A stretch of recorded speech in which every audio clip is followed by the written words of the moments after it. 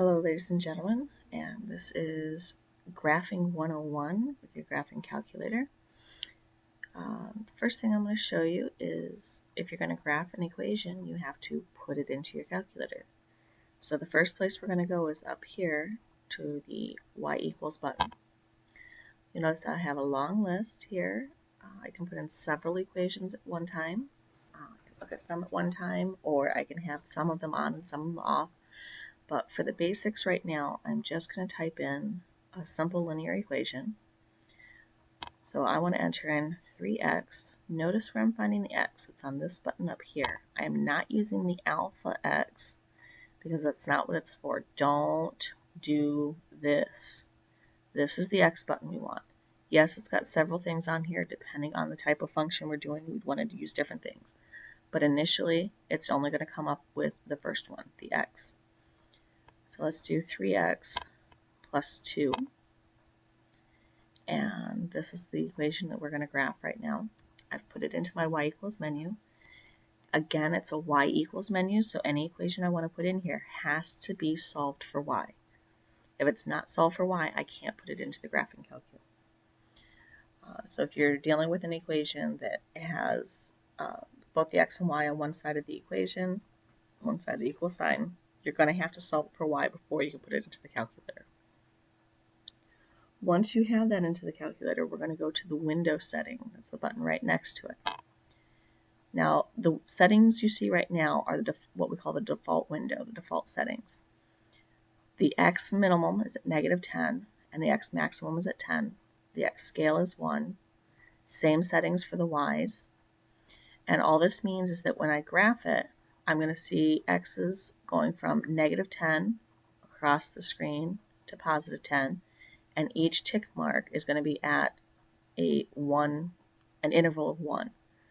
I can change these settings, and then each tick mark might represent 2 or 5, depending on what I need. If I have a larger window, I'm probably going to want a larger scale.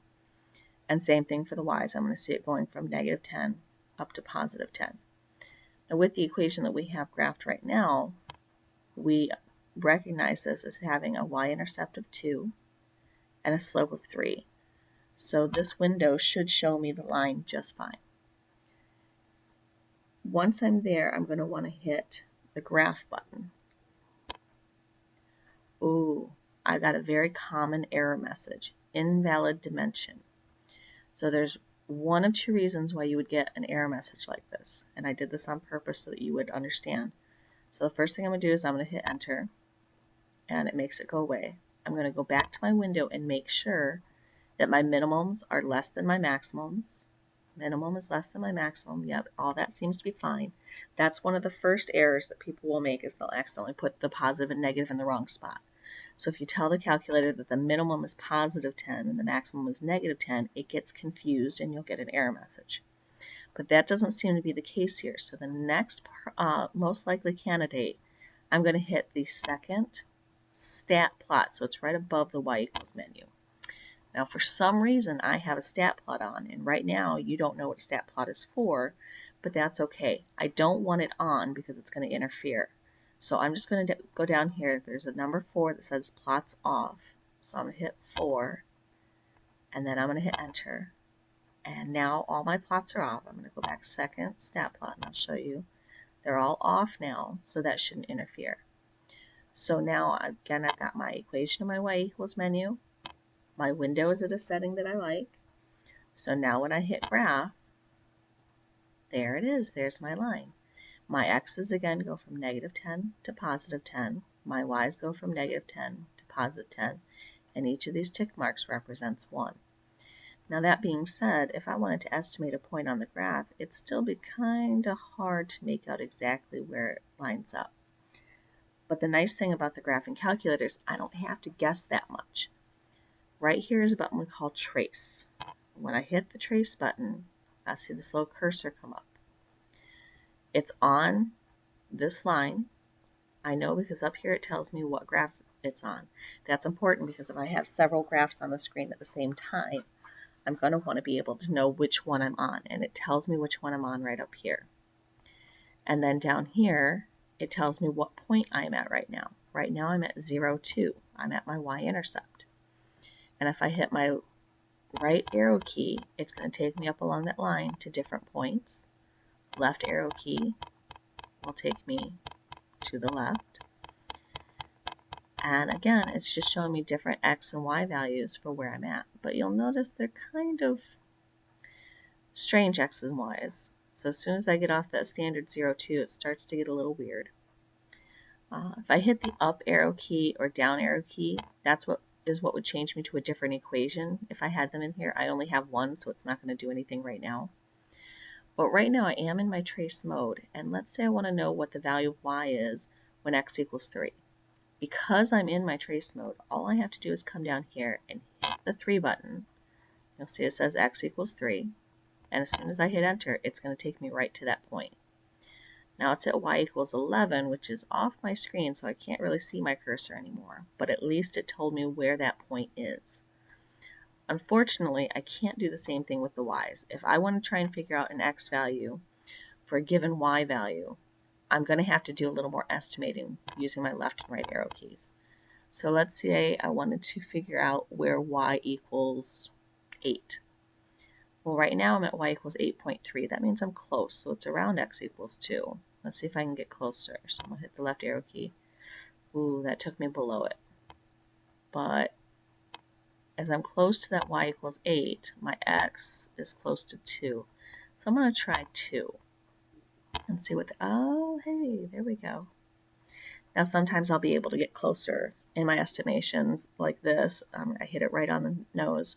Other times it's just going to be a game of kind of playing around a little bit to refine it. If I wanted to know where y equals 9, well, there's 9.021. That's a little high. My x is at 2.34, so let's just try 2.3 and see what happens. 8.9. Not exactly where I want it to be. How about 2.31?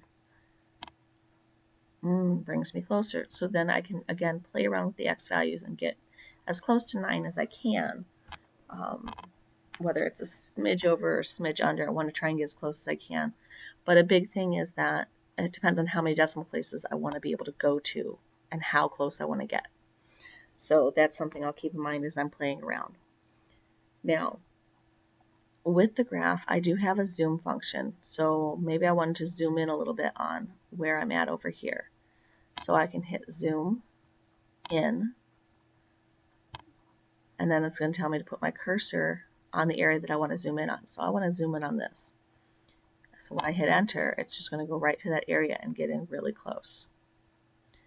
And if I go to window, you'll see that my minimum for my x's and my maximum have gotten smaller, and so have my y's. It's gotten to a smaller range of values. So that's where I'm at right now. I am going to go ahead and reset my window back to the default though, because I actually prefer that most of the time.